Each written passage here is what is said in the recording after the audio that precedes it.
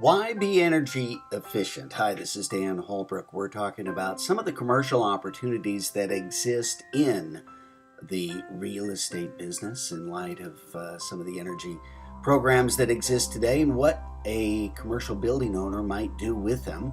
One of the reasons we might want to be energy efficient today is because the utilities are going to subsidize, essentially pay you to do it, to be there, to save some money today. And the government's going to allow the immediate tax deductions and depreciation of some of these improvements that are going to make that possible, or at least more cost effective, and return on investment for many of these improvements from 2 to 5 years. That's where you're going to want to focus on, is where you're going to get your maximum return on investment and provide some opportunities for significant increases in building value. This is what we're going to be talking about over the next hour, because we need to provide less energy use, to provide less need for power plants that are going to be built, because the environment is going to be less impacted by these carbon emissions. So why should we be energy efficient? Because it makes good economic sense to be so.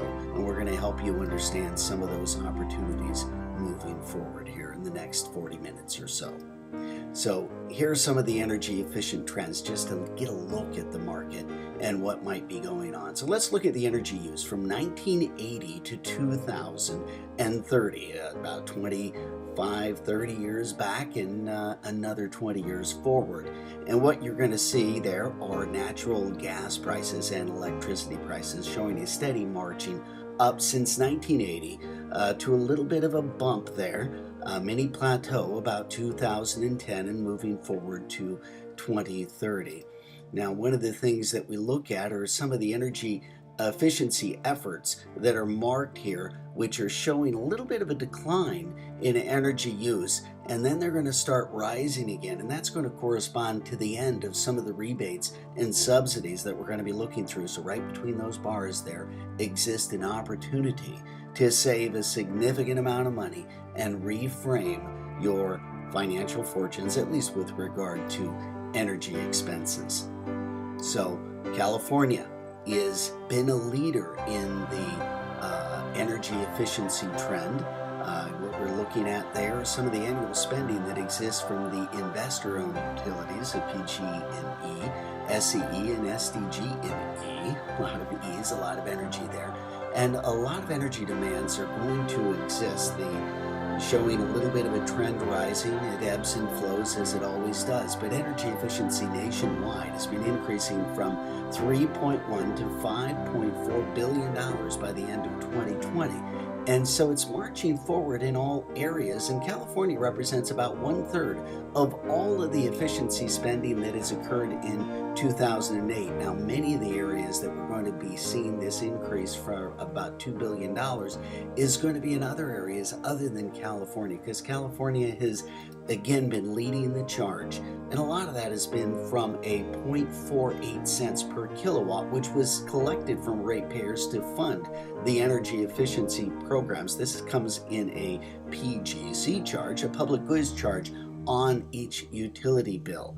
But in California, again, the energy efficiency is looking to be the primary goal, the most cost-effective one, as a matter of fact, ahead of even renewable energy. And then, of course, we're looking at conventional energy. And this comes from AB 1890 and Assembly Bill 995. It's a mandate that efficiency is job one. And we're going to figure out how we do that, even in light of the fact that California efficiency spending is going to stabilize and, in fact, likely decline perhaps from its high moving forward. So what do we do now, and where do we go? Well, let's look at some of the electricity savings goals of the California Public Utility Commission. And what we've got over on the left under the peak energy savings, a requirement going from 2004 to 2012, the goal is to save peak energy. And over to the right, we got some of the electrical savings that we've seen as a result of that. And again, you'll start seeing some of the savings that we're going to have. We're peaking out here in California. And that peak might have occurred about in 2008, and we're going to steadily plateau and level out. The opportunity clearly exists right now, and we want to take advantage of that before some of these rebates, subsidies, and benefits decline.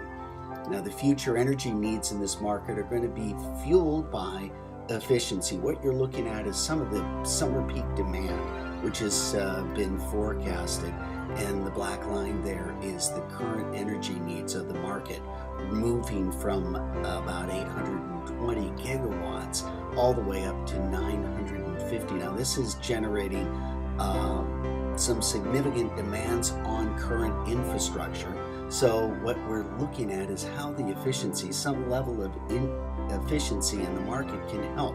Now, to bridge that with any level of benefit, we can cut about 38 gigawatts just based on the current level and annual growth of efficiency effort.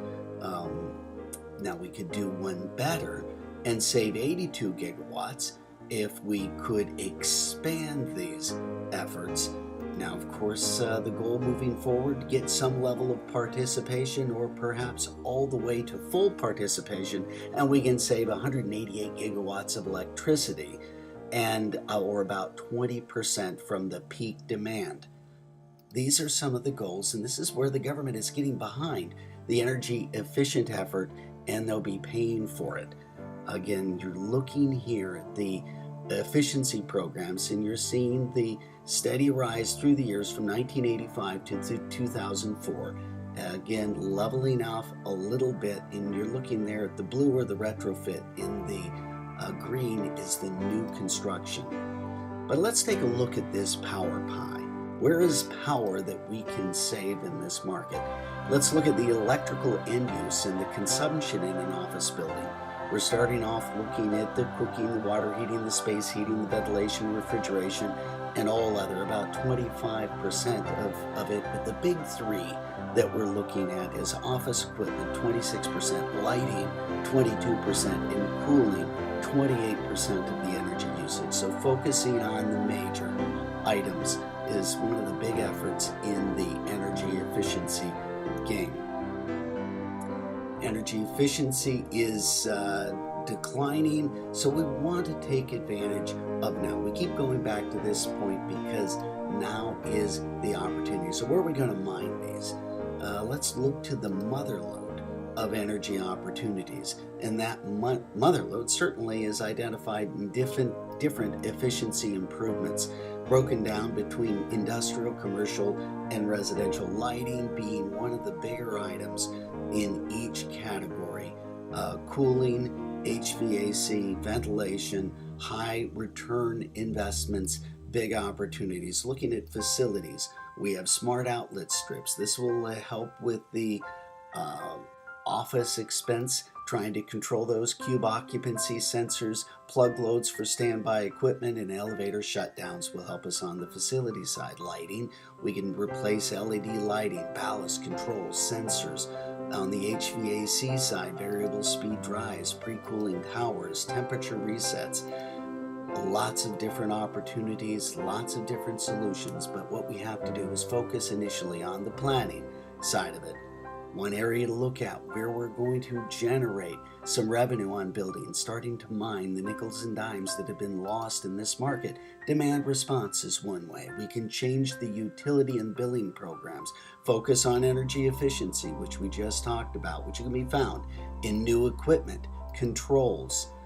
We can provide modifications and tune-up of existing equipment. We can generate renewable on-site power generation. Now let's look at where we're going to find some of these energy opportunities. It's leaving many people spinning, trying to figure out, where do you go? What do you do?